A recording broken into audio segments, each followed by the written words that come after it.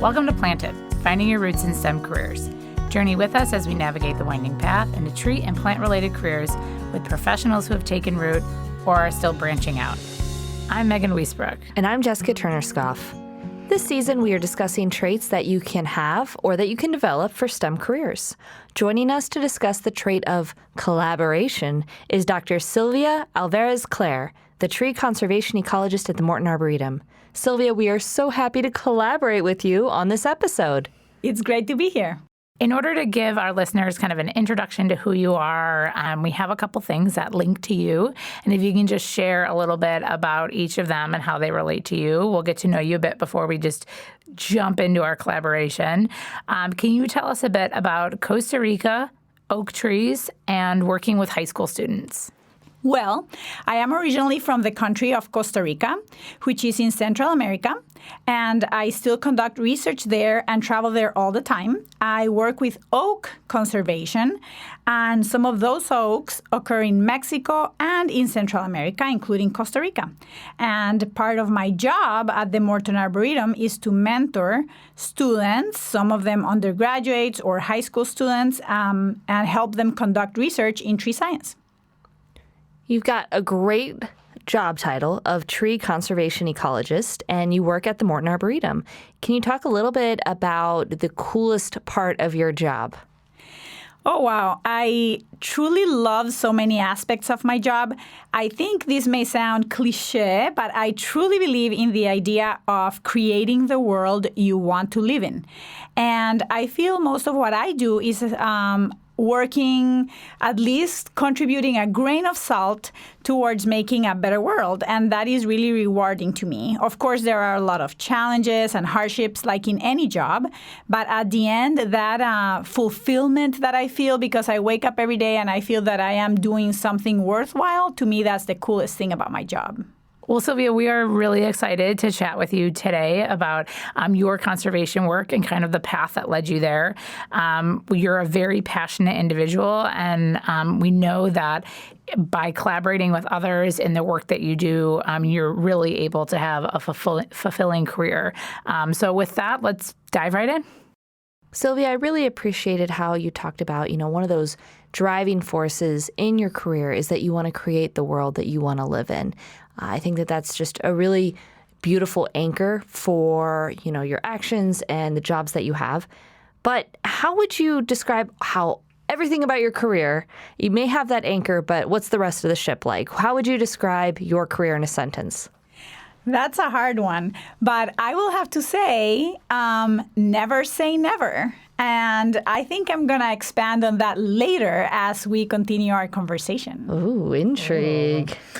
Well, why don't we start back at the beginning then for you? Can you tell us a bit about what you thought you were going to be growing up when you were little? Okay, when I was a kid, I wanted to be National Geographic photographer.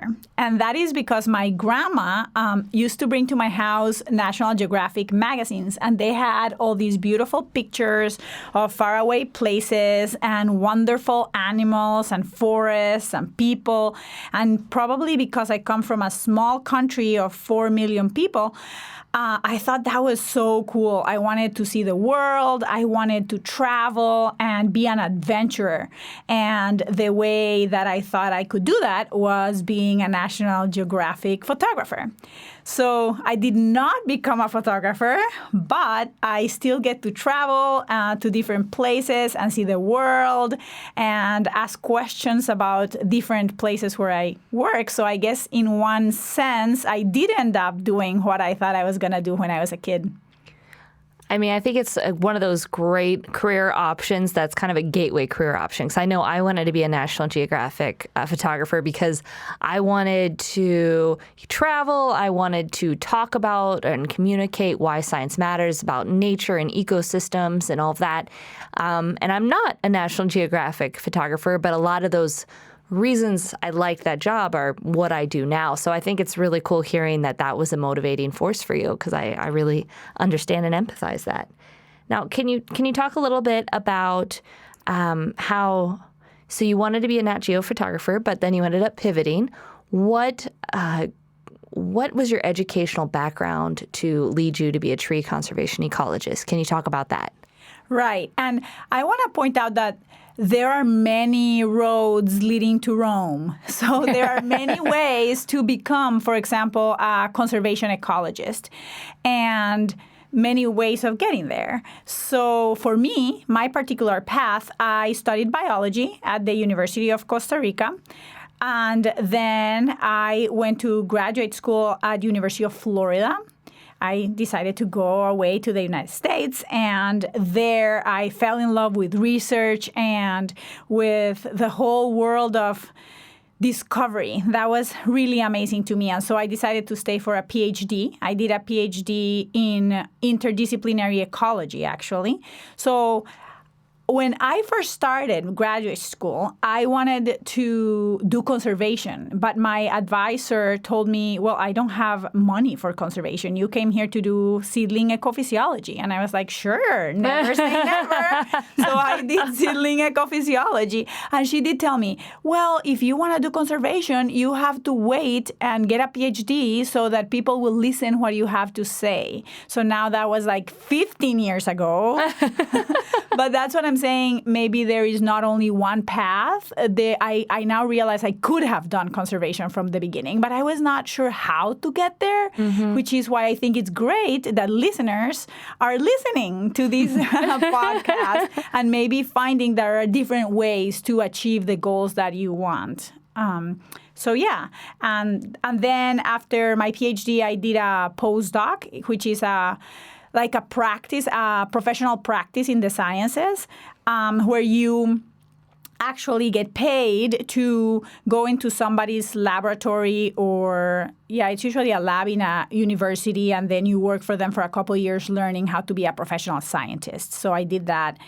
And I want to also point out that in the sciences, such as chemistry, physics, math, biology, you usually don't have to pay for all these years to go to school. Once you get to graduate school, you can become what's called a teaching assistant or a research assistant, and then you get paid to go to school. So it is not, don't think that you can't do a career in STEM because you don't have money for 13 years to go to school.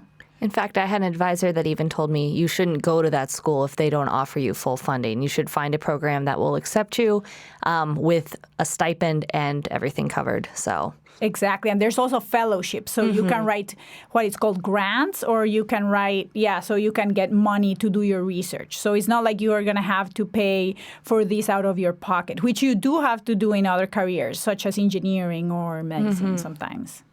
Silvia, I love listening to you talk about how it's a winding journey, and you kind of, made different decisions that kind of took you to a right or to a left turn. Because in speaking with even all of our guests from season 1, it's very similar. It's never straight. It's always winding. Jess and I have that in our paths also. So it's great to hear it again. And if you want to hear more about those, I would encourage listeners to check out any of the episodes in season 1. Season 1. But it's really obvious that you are a lifelong learner, that you love learning new things. Obviously, if you've dedicated so many years of your life to more learning. But I also know that in getting your PhD and taking on, higher learning, you did that in your second language. So I would imagine that was incredibly challenging. Can you talk a little bit about that experience? It was pretty challenging. I will have to say I did go to a bilingual school growing up, so it's not like I did not know English, but I also had classmates from Africa and from China, which would be way more challenging. So Spanish seemed easy compared to that. But I was very lucky to have great mentors that helped me through the whole process. And yes, I will not lie, it was very hard, and I had to spend many hours working and editing things a million times. My master's advisor is Japanese, so she is very perfectionist. And when I was trying to submit abstract, which is a little summary of the research that I was conducting for a scientific meeting. It's only 200-word paragraph. I wrote it, and she literally returned the whole thing, corrected word by word in red. So I fixed it. And this went on for at least 5 or 6 times until I was on the verge of tears. But after many, many different versions, I realized, well, this is how it goes. You just keep trying until you learn, never give up. And I quickly learned that that's how scientific writing goes, and in English, even more. It's just so cool. You know, you've lived in Costa Rica, you've lived in the United States, you've had experience going to, bilingual schools with people from all over the world. And even within your own educational experience, you had, an advisor that was Japanese. So you had a lot of different perspectives along the way that kind of helped shape your path. How do you adapt to being in different areas of the world, especially with your field work, when there's different perspectives, different lifestyles? How do you embrace that diversity? I think you just said the keyword, embrace it. You can't fight it, right? So just go with the flow, and I will add, bring your own snacks. Really? Okay. And that is because recently I was in Mexico doing some work with my collaborators there. And we were doing field work, and we had our breakfast and went to the field, and we were visiting actually local ranchers that we were interviewing. And we went to this farm and to the next. And I was thinking, great, it's almost noon. We're going to break for lunch soon. Next farmer comes along, and we keep going on. And at one point, I was thinking I may pass out. So I finally asked, well, so are we ever going to eat lunch? And they all looked at me like, well, of course, at 4 when we finish. Oh, no. So I realized that in Mexico, people actually don't eat lunch like here at noon. They eat lunch at 4. And so now I know, always bring my own snacks. They always make fun of me now that Silvia eats every 2 hours. And so always, embrace wherever you are and try to adapt. Well, I'm with you. I also need to eat every couple hours, so I will follow you anywhere if you are bringing the snacks, Silvia. Right. On top of your research and conservation work, I know you also work and mentor high school students, which is an audience that Jess and I both love working with. They're also some of our listeners. You guys are the best. Can you talk a little bit about what you enjoy working with this audience, and what have been some of your memorable experiences with these types of collaborations? Yes, I love working with students of all ages. I have been lucky to work with many different students from different countries, in different places, and from different age groups. And I will have to say that high school students are one of my favorites because they are mature enough to understand fully what is going on, but they are young enough that they are usually very excited, and everything in their eyes seems new and fresh. And for example, my favorite is taking them to the field in Costa Rica to see the rainforest. Most of them, this is the first time that they have seen a tropical environment, let alone a jungle. And it is so refreshing to me to see it through their eyes. I have been going to the same plots for 12 years, so I sometimes don't even pay attention to anything anymore. I'm very focused on, we have to measure the trees or do this or collect the soils. And when I go with high school students, everything is magical and everything is special, and they notice things that I don't notice anymore. And that is one of my favorite aspects of working with them. Well, Megan and I are also available for field work in Costa Rica. Is that comfortable? I'm game. Yeah. If you're bringing the snacks. No, you got to bring your own snacks. Done. I can do that. Let's go ahead and start talking about the trait of collaboration. This is a skill set that is so important for conservation. And, what's been your experience with it?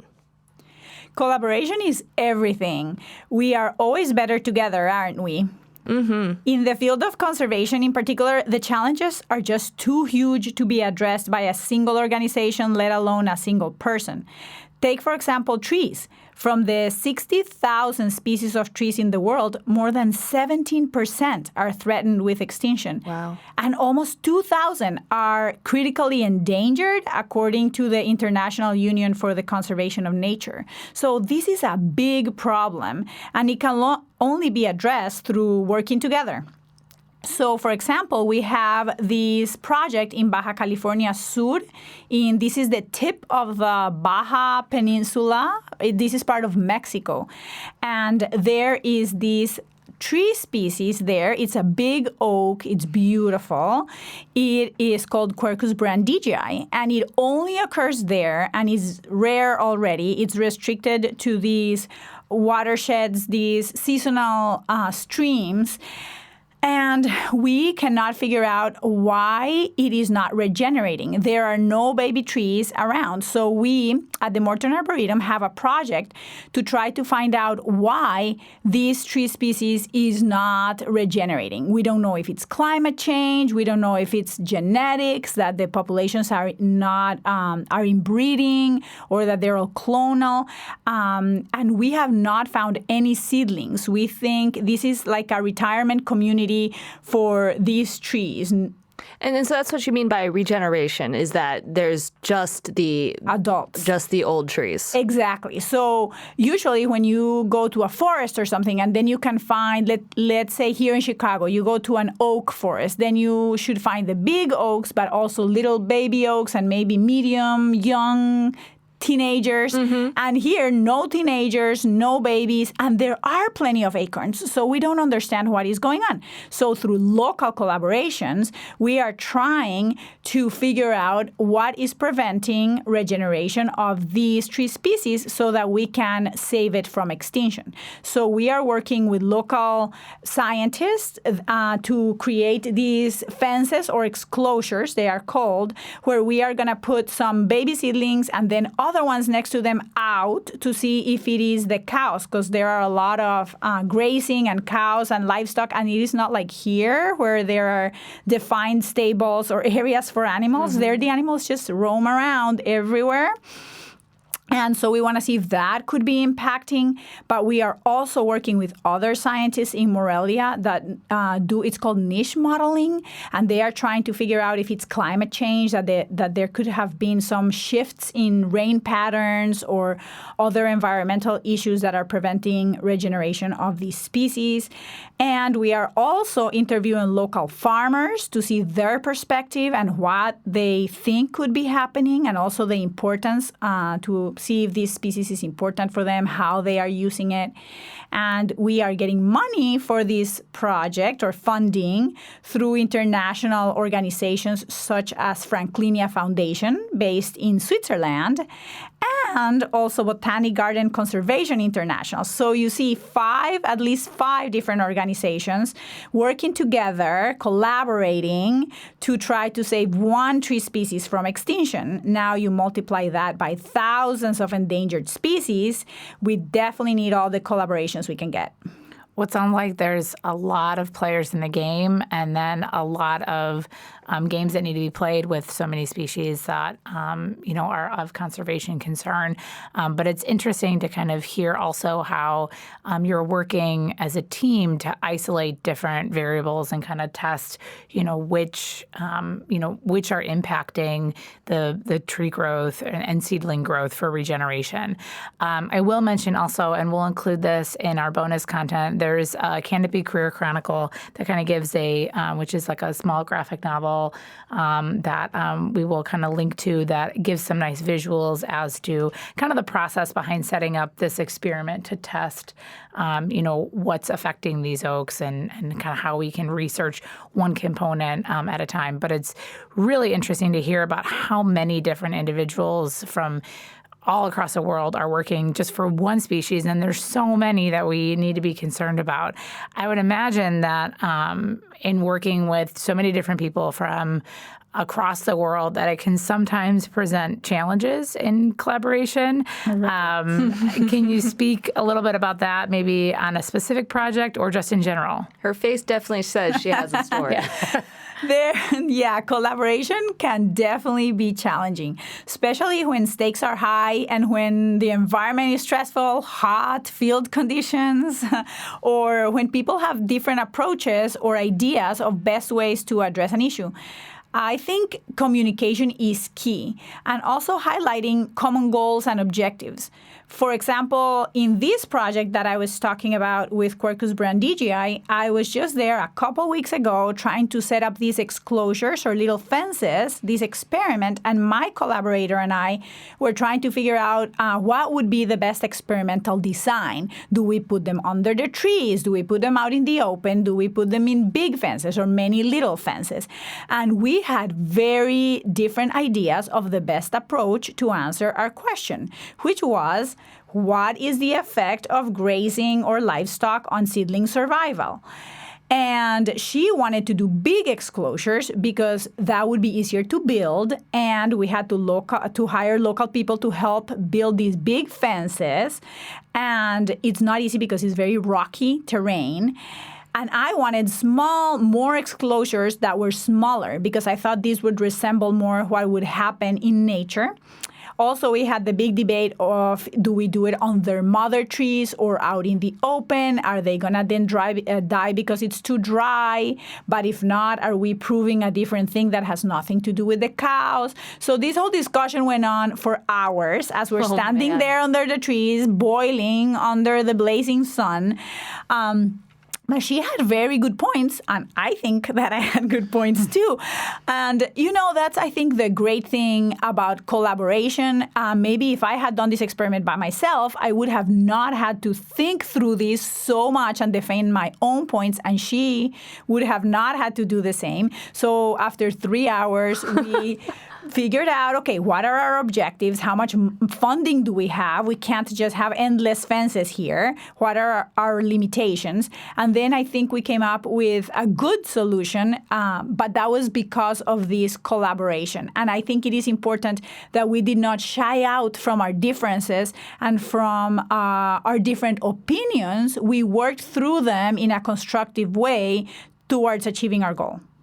That's a fantastic example of how sometimes even more difficult moments of collaboration can help build a stronger product and ultimately, I think, a stronger person as well. Do you have any advice for if any of our listeners are in a situation where they're working with somebody with a different worldview or a different perspective? Do you have any advice on how you can collaborate with them? Right. I think when you work with anybody, especially with people from a different cultural background, it is important to practice respect and empathy. I always try to be respectful of my collaborators, regardless of their education or background, even if they are students, professors, local farmers, local field assistants. Just be respectful and friendly to everybody. And also, you have to understand context and where you are. So, for example, I have a friend we are collaborating on a different project in the rainforest in Costa Rica. And to carry out this experiment, we are very dependent on logistical support from a university that is there on our field site or very close to our field site. And I have been working and collaborating with these people for more than 10 years. But she lived in Europe, and for a long time she did her PhD there. And now she's a professor in Costa Rica, just returned. And so she took over this experiment, and initially she went and she was trying to get help from the people there, and she was getting nowhere. So she was very frustrated and called me and said, "Silvia, what is going on? Everybody says they're too busy. Nobody will help me." So I said, "Well, okay, how are you asking? What are you doing?" And she said, "Well, I just go and ask them, can you please bring a chainsaw and cut the trees because we cannot get to our plots?" And I was like, "Oh, well, that explains it." This is not how you do it in Costa Rica. Like, you first have to go, you have to say hi, you have to drink coffee, you have to ask them about their family, about their ailments or whatever.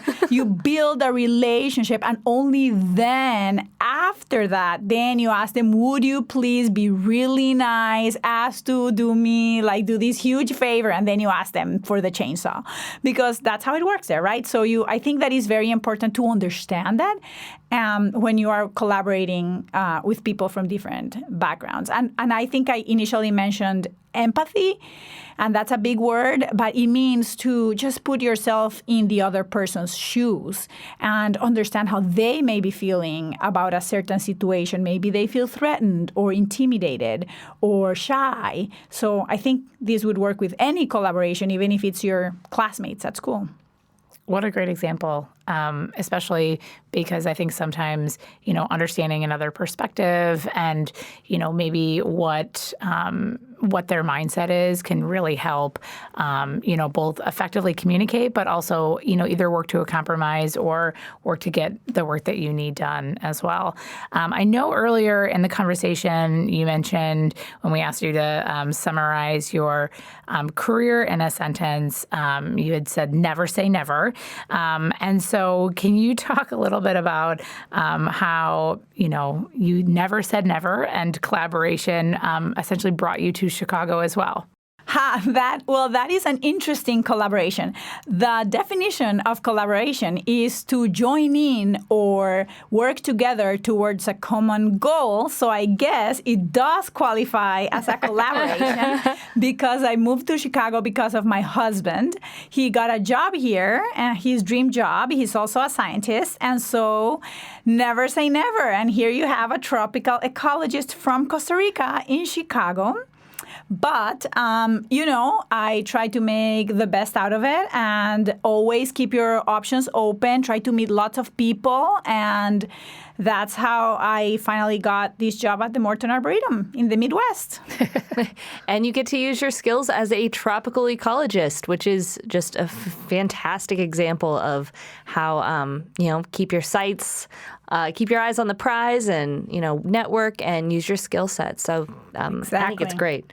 Also have an open mind, right? That's Things right. may not be perfect, but you have to adapt. Absolutely. I know that, my husband as well. It's the reason I'm in Chicago. And, it's great when you find jobs that work for both of you. And sometimes you might have to move, but when it works, it works. Yeah, and that is part also of your career. It is important to also consider your personal life when you are, making life decisions. It's also an important part of who you are.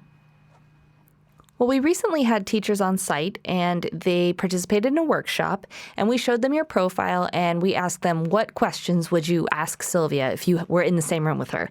And so we're just going to go through a couple of the questions, if that's all right with you. Sure.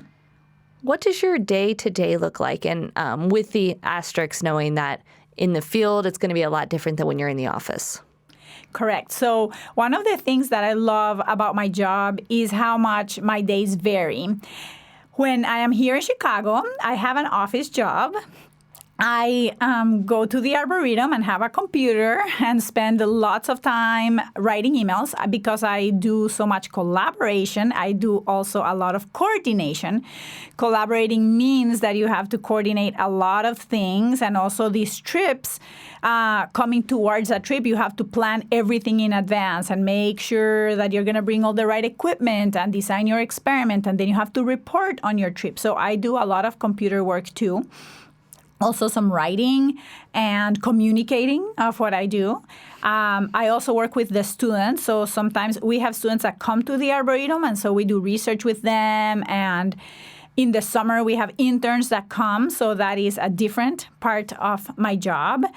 And when I am in the field, we usually, it depends on the project, but we have to do field work. Depends. In Costa Rica, I have done a lot of measuring trees and collecting soils. And then usually that is followed by long hours in the lab, extracting soils or scanning leaves. And there's a lot of data entering.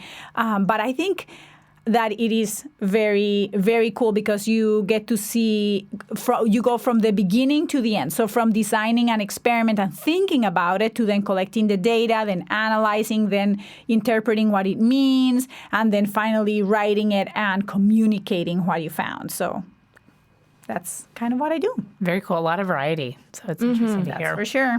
One of the other questions that was posed by the teachers, which we wanted to ask you as well, and this is a tough one, but of all the amazing experiences that you've had so far in your career, what has been one of the most worthwhile?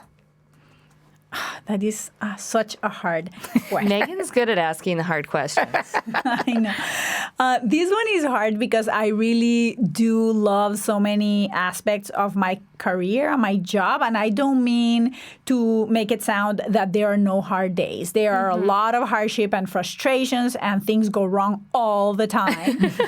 But I think that what is the best for me is, like I said at the beginning, that I believe that what I am doing is worthwhile and it is contributing to the greater good. And I think that is the coolest thing and the coolest experience that I have had. It reminds me of a phrase that my mom has always said. She was a guidance counselor, so she would always tell me when I was thinking about what I wanted to do that if you love what you're doing, you never work a day in your life, in whatever career it is. And that just listening to you talk about how passionate you are about the work for these, threatened and endangered oak species and the, all the concentrated work with so many different people. But it's something you're so passionate about. So I'm sure that, despite the days where things don't totally work out the way you wanted to, if you love what you're doing, I mean, it doesn't feel as much like work. Exactly. And I will have to say that sometimes it's okay to find out that you don't love things you thought were going to love. And that happened to me once. I had a job for a couple years as a professor and in a small college, and it was all teaching, and it was not what I thought it was going to be. And I honestly did not feel that I was making a difference, and it was not what I wanted to do. And I took a step back and said, nope. And sometimes you have to do that. Take a step back to take a couple forward. That's just great advice. I know that that's something that we've recommended this season, also last season, is try things out, figure out what you like, and make a career out of it. And, I've got my own expression here, Megan. STEM, get paid to do cool stuff. How about that? Not too much. Yeah. You're not going to get paid too much. Depends on the STEM. Depends Exactly. on the STEM. Right. Well, Silvia, you are a rock star in the field as a tree conservation ecologist. You are active in the organization 500 Women Scientists, which brings together women in STEM throughout the world. And you bring to the table a diverse background as a Latina woman in STEM. Can you offer any advice to any of our listeners or future STEM professionals who are trying to bridge that gap of diverse representation in the field of STEM? Yeah, diversity and inclusion are a big issue in STEM. In the United States, women make up less than 30% of the nation's STEM workforce, and racial and ethnic minorities represent 27% of the population, but only 11% of the STEM workforce. So they are underrepresented relative to their population. And so if you're a woman Latina like me, I think our population is like 7 or 9%, but there's only 2% women in STEM overall, right? That includes all STEM. There are some professions like physics and math. I think that's even lower, the percentage. So if you are a Latina and a woman and you are considering a career in STEM, go for it. And I think we definitely need to increase representation, but also we need to we need to support women that go into those careers. Mm-hmm. So there also needs to be some changes. When you do become professionals in the field, don't forget how it was for you and try to be that change that you want to see and support women from an institutional point of view too, so that the generations to follow will have an easier path. And for specific advice now as students, what I would say is try to have a support system, join a group, a professional organization. It is never too early to do that. There are plenty of organizations for Latina high schoolers or African Americans or whatever, women in science, like 500 Women Scientists. We do have high schoolers in our group. I encourage you to look that up. And also try to find a mentor, because it is always helpful to have somebody that you can go talk to. It could be a professor, a teacher, a friend, even a family member, but somebody that will support you no matter what. And then finally, do not listen to anybody that tells you you do not belong in the STEM field or that you do not have what it takes. You do know yourself and inside you that you do have what it takes. And so just believe in yourself. I am motivated. That was awesome. Sylvia, what wonderful advice for such a critical issue in STEM. I know also, the more people that are brought to the table, the more the table changes and people can begin to see themselves more in those careers. And it's such an important issue. I know I've had so many hard questions for you, and we just have one more. It's one that we ask all of our guests. Can you tell us what your favorite plant is? Yes, this is actually an easy one for me. I do have a favorite tree. It is Ceiba pentandra. I also have a whole bucket list of trees that I need to see before I die. Spoken like a true plant nerd. Of course. So Ceiba pentandra, the common name is the Kapok tree. And it is also, it is a big tree that grows in the tropics throughout, I think, the whole Mesoamerica. And it is also a sacred symbol in Mayan mythology. Mm-hmm. And it is a really big, majestic tree that grows with a very straight stem, and it branches very high in the canopy. And usually lots of orchids and ferns and bromeliads grow on its branches. And so it looks like a big Mother Nature holding all biodiversity on its arms. And that's why I love it. That sounds beautiful. It sounds incredible. You have to come see it. Well, when we do field work with you. Exactly. There's a really big one in my field site. Well, I'm excited for us all to go, and Sylvia will bring snacks. For sure. Thank you so much for collaborating on this episode with us, Sylvia. I really appreciate how much diversity of experiences, of perspectives, of people has just been totally ingrained in not only your career, but your life. I think that your stories really touch on how much collaboration is essential for conservation and how collaboration is something that if you are interested in a STEM career, definitely pursue that as a trade. Build your skills in it, talk to people, work with everyone, and treat them with respect and empathy. So just thank you so much for being here today, Sylvia. Thanks so much for inviting me, and hasta la próxima. This episode of Planted, Finding Your Roots in STEM Careers was made possible by the Morton Arboretum and the Multimedia Services at College of DuPage. Check out additional resources and bonus content at www.mortonarb.org/planted podcast. If you enjoyed this episode, please subscribe, like, and share, and let us know what you think. This is Jessica Turner-Scoff and Megan Wiesbrook, and we hope you'll continue to join us as we journey into STEM careers.